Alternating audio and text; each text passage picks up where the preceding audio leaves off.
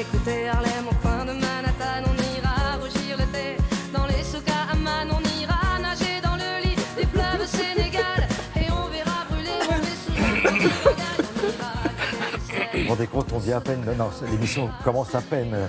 Dans la joie et la bonne humeur. Le samedi, on pourrait être toujours. fatigué, on pourrait... non, Pas du tout. Dans la joie, la bonne humeur. Et on va... Et surtout quand on écoute Zaz. Ah oui, c'est génial. Alors, Zaz, c'est vraiment quelqu'un qu'on aime beaucoup ici à Télématin. Je crois qu'on a été parmi les premiers à faire un sujet sur elle, à consacrer un petit reportage à cette jeune et talentueuse jeune fille. Zaz, c'est l'histoire d'une détermination. Détermination déjà à poursuivre ses rêves. Depuis toute petite, elle savait qu'elle voulait chanter, elle savait que tout le reste ne l'intéressait pas.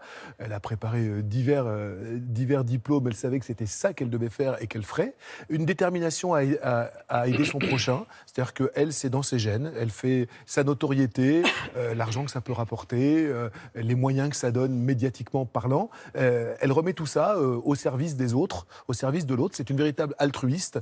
Elle le fait de façon discrète, loin des caméras. Enfin, elle fait ça très bien. Tout ce qu'elle dit dans sa toute première chanson, son premier succès, elle le pense C'était sincèrement. vraiment l'essence même de sa carrière. Tout était dit là. Moi, je vais vous raconter une toute petite anecdote. La première fois que j'ai vu Zaz, elle était en supplément au programme d'un festival que je présentais. Et l'organisateur me dit, c'était au festival de Saint-Ouen, de Jazz Musette, tiens, il y a une jeune fille qui, son album n'est pas encore sorti.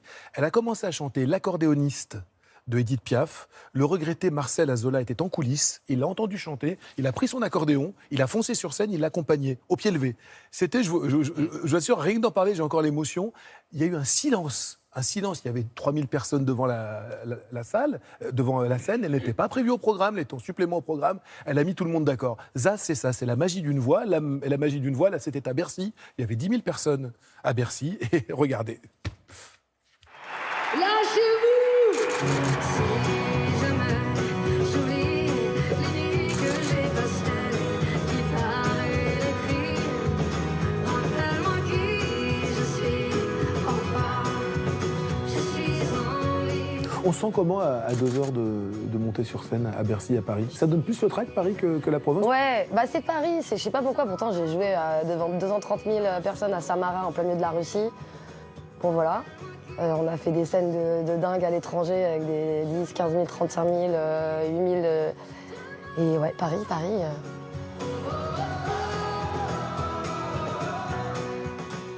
J'ai la chance de vous connaître un tout petit peu. Vous avez toujours dit, et ça fait des années, que même quand vous chantiez dans la rue, pour reprendre votre expression, vous saviez qu'un jour ça marcherait. En fait, quand j'étais petite, j'avais une vision.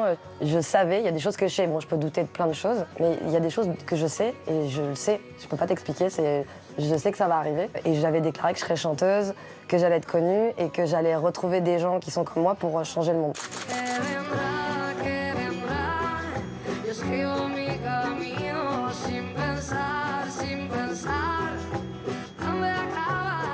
Vous avez toujours été une chanteuse impliquée, quelqu'un qui avait toujours essayé de faire du bien autour de vous. Enfin, sans être chanteuse, j'ai toujours été un humain qui aimait faire du bien autour de lui. Ouais.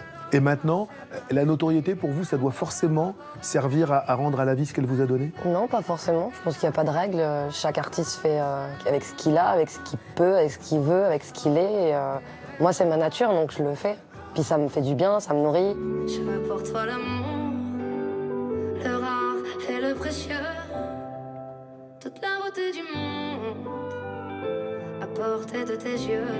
C'est ce qu'on est en train de faire avec Zazimut, c'est-à-dire... Zazimut, c'est votre association. Hein, ouais, c'est une asso qui sert on sert de ma notoriété pour mettre en lumière des ONG un peu partout. Et donc on a une centaine d'associations maintenant partout dans le monde. On s'entraide, quoi. Et mon rêve, ça serait de faire un festival itinérant en Afrique.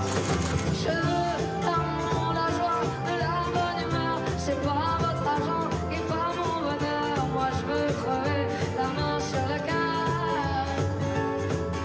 Allons ensemble découvrir. C'est quoi votre bonne étoile? C'est votre instinct, c'est ça? C'est cette espèce de feeling que vous avez à Moi, je pense que c'est l'instinct et puis je pense que c'est ma foi.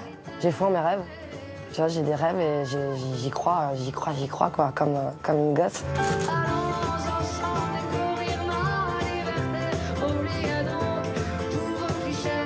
Bienvenue dans ma réalité.